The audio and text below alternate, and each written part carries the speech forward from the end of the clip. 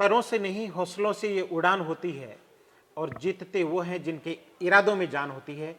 नमस्कार, PCP Prince Sikar से मैं ओंकार मुंड। और आज हमारे साथ पीसीपी स्टूडियो में ऐसी दो होनहार लाडली बेटियां मौजूद हैं जिन्होंने अपने मजबूत इरादों के दम पर न केवल अपने परिवार की पहचान बनी है बल्कि अपने गांव और समाज की पहचान भी बनी है। हमारे बीच ब्यावर राजस्थान से जावित्रिका मौजूद हैं। जावित्रिका ने अभी मुझे बताया कि पंडित जी ने बहुत सोच समझ करके आपका नाम रखा था और पंडित जी के अनुसार जावित्रिका एक नाम जो डिक्शनरी सिनोनिम है वो मसाला होता है, लेकिन पंडित जी ने जैसा कि इनको बताया कि जावित्रिका का मतलब है हवा के वेग से भी तेज उड़ने वाली। और सही मायने में अपने नाम को अक्सर से जावित्रिका ने साबित भी किया है। आपके पिताश्री doctor Vijay Singh ji Chauhan college lecturer हैं और मैं इस मंच के माध्यम से विजय सिंह जी को इस बात के लिए भी बधाई देना चाहूँगा।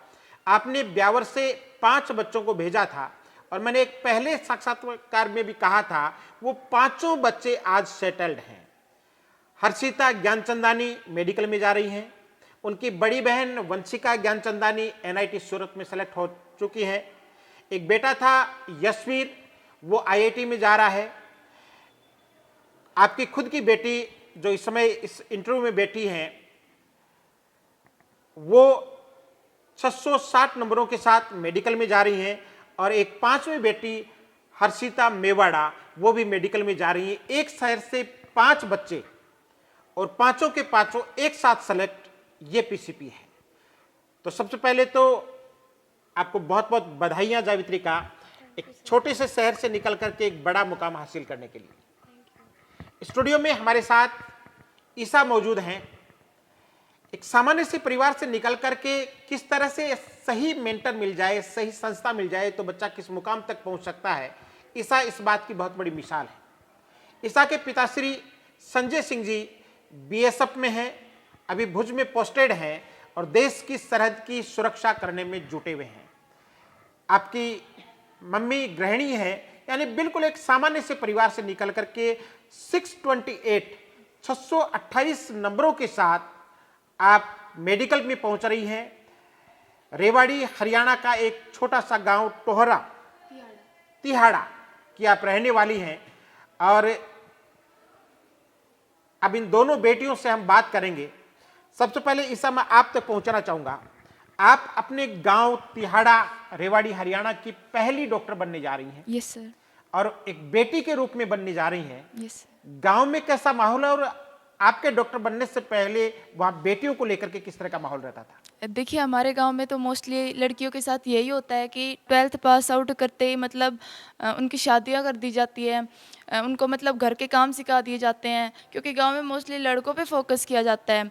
लेकिन मेरे पापा ने मुझे मतलब इतने पीसीपी में लेकर आए और मतलब इतनी अच्छी एजुकेशन दी, तो मतलब मैं इसका पूरा श्रेय अपने पापा को देना चाहूँगी। और जो मतलब मुझे पीसीपी में आने के लिए जो मोटिवेट किया था वो मेरे पिछले स्कूल की टीचर थी। उन्होंने मुझे बहुत मोटिवेट किया कि प्रियंका मैम थी, वो हिंदी की टीचर है।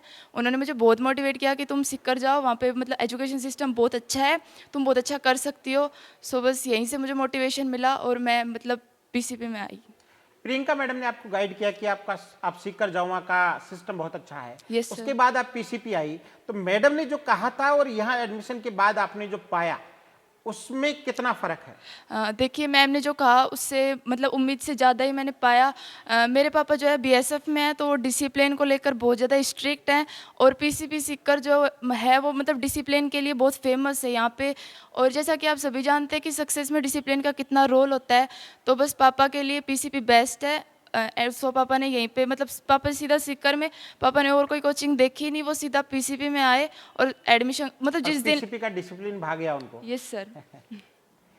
तो ऐसा गांव की वो बेटियां जिनके पेरेंट्स बेटियों के सपनों को अक्सर मार देते हैं, उनकी मुरादों को, उनकी उम्मीदों को, उनके सपनों को अधूरा रख देते हैं, उन पेरेंट्स को आप क्या कहना चाहेंगे?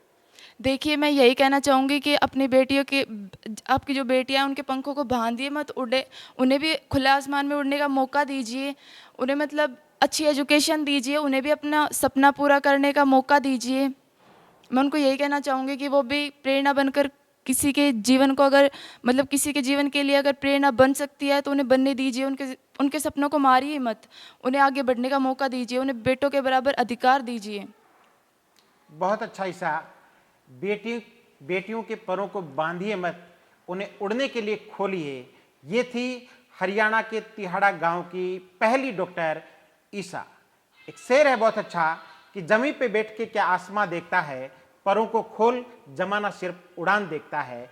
और ईसा की उड़ान आज पूरा तिहाड़ा गांव देख रहा है, आसपास के गांव देख रहे हैं। ईसा आपको बहुत बहुत बधाइयां और Thank you, sir. शुभकामनाएं Thank you एक so much. मेडिकोज के रूप में अपना सफर शुरू करने के लिए और भविष्य में एक अच्छी डॉक्टर बन करके समाज की सेवा करने के लिए। Thank you so much. अब मैं जावित्रिका तक पहुंचता हूं। जावित्रिका हवा के वेग से भी तेज उड़ने वाली 660 नंबरों के साथ आप मेडिकल कॉलेज में जा रही हैं। 12th पास करके आप पीसीपी आई थी। 12th तक आपने सिर्फ स्कूलिंग की थी। तो पहले तो आप उन विद्यार्थियों के लिए मिसाल हैं जिन्होंने 12th तक स्कूलिंग की है और ये मान लेते हैं कि कंपटीशन में तो अक्सर फाउंडेशन वाले बच्चे ही सेलेक्ट होते हैं, लेकिन आपने एक बेहतरीन स्कोर के साथ इस बात को साबित किया है कि मन में अगर जील हो, जुनून हो तो कभी भी इस मुकाम को हासिल किया जा सकता है। आपके पापा प्रिंस में प्रैक्टिकल लेने के लिए आए थे, विजय सिंह जी चौहान जी सर। और उन्होंने यहाँ का माहौल देखा तो आपको पढ़ने के लिए तो बाद में भेजा। यहाँ से जाने के बाद उन्होंने यहाँ के माहौल के बारे में, कैंपस के बारे में क्या घर पे जाकर के क्या चर्चा की? सर उस वक्त तो मैं मतलब 8th या 7th में थी, तो उस वक्त तो बताया नहीं। जब 10th करी उसके बाद 11th 12th हमारी मतलब ब्यावर में ही कोचिंग है, साइंस ट्यूशन क्लासेस है वो।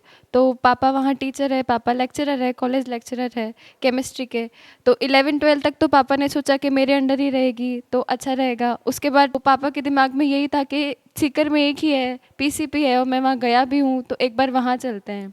तो हमारे घर पे मेरे साथ मेरी एक छोटी बहन का भी एडमिशन यहाँ पे हुआ है। तो हम लोग बस देखने आए थे, घर पे कह के आए थे कि बस देखने जा रहे हैं। और कब फाइनल हो गया, कब पापा को सब कुछ बहुत अच्छा लग गया। पापा थोड़े साल पहले आए थे, अब उससे और भी ज़्यादा इम्प्रूव हो गया। पापा को कब पसंद आ गया और एडमिशन भी हो गया यहाँ पे, और मैं यहाँ पे एडमिशन ले लिया। 2 साल की आपकी पीसीपी की जर्नी कैसी रही? सब बहुत अच्छी रही। पहला साल तो ऐसा था, बहुत ज़्यादा बर्डन था क्योंकि स्कूलिंग करके आए थे। स्कूलिंग में इतना ज़्यादा नहीं पढ़ाते डीप में, तो यहाँ के टीचर्स ने बहुत ज़्यादा मोटिवेट करा था, बहुत ज़्यादा सपोर्ट करा। सबसे ज़्यादा मुझे सपोर्ट करा राकेश सर ने और पुनीत सर ने। पुनीत सर ने फिज़िक्स में न्यूमेरिकल अप्रोच कैसे लगाते हैं वो पुनीत बहुत। सर का वो डायलॉग अक्सर आपके दिमाग में कौनता रहता होगा कि देखिए करेले को देखते रहने से डायबिटीज ठीक नहीं होगी, करेले का जूस निकाल करके पीने से डायबिटीज ठीक होती है। जी सर, तो जी फिजिक्स सर। को पढ़ते रहने से फिजिक्स नहीं आएगी, फिजिक्स के न्यूमेरिकल सॉल्व करने से फिजिक्स आएगी।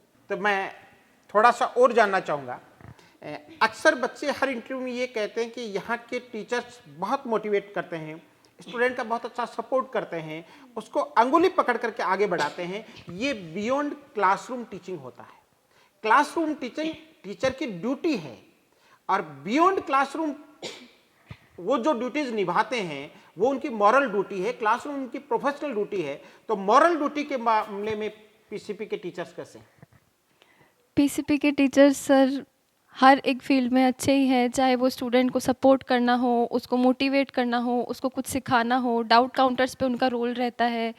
हर एक में सर पीसीपी बेस्ट ही है। बाकी जो बच्चे आपकी तरह से सेलेक्ट होना चाहते हैं, मेडिकोज बनना चाहते हैं, उनके लिए आप क्या कहना चाहेंगे? उनके लिए मैं यही कहना चाहूँगी, सबसे पहले तो तुम्हें नीट में सेलेक्ट होने के लिए या किसी भी कंपटीशन में सेलेक्ट होने के लिए अपने टीचर्स पर ब्लाइंड ट्रस्ट होना चाहिए। टीचर जो कहता है वो सही कहता है, क्योंकि वो कुछ सीख के आया है, कुछ मुकाम हासिल करके आया है। तो आपको अपने टीचर्स पर सबसे ज़्यादा ट्रस्ट होना चाहिए। सेकंड थिंग, तुम्हें कंपटीशन के लिए खुद में एक कंसिस्टेंसी होनी चाहिए कि ब्रेक नहीं आना चाहिए बीच में, और रेगुलर प्रैक्टिस, रेगुलर, जैसे नीट के लिए तो था कि रिपीटेटिव रिवीजन चाहिए। रिपीटेटिव रिवीजन, ये हमारे राकेश सर का फेवरेट डायलॉग है। नीट के लिए रिपीटेटिव रिवीजन होना चाहिए और डाउट काउंटर्स रेगुलर विजिट करने चाहिए। चलिए ईसा, आप क्या कहना चाहेंगी जो बच्चे मेडिकल में जाना चाहते हैं? देखिए, राकेश सर का एक फेमस डायलॉग है कि हमें ज़्यादा नहीं पढ़ना है, कम को ज़्यादा बार पढ़ना है।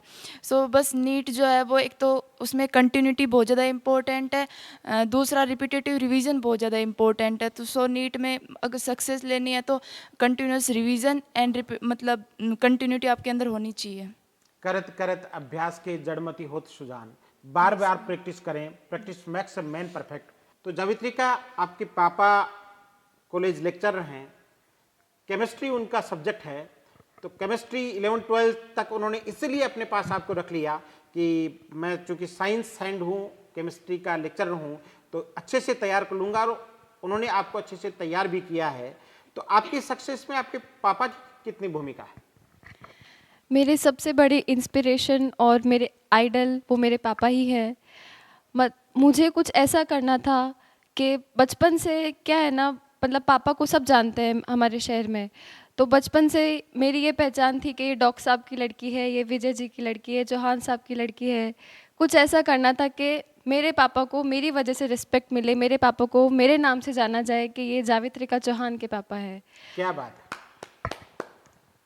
आने वाले समय में डॉक्टर विजय सिंह चौहान को डॉक्टर जावित्रिका के पापा के रूप में जाना जाएगा।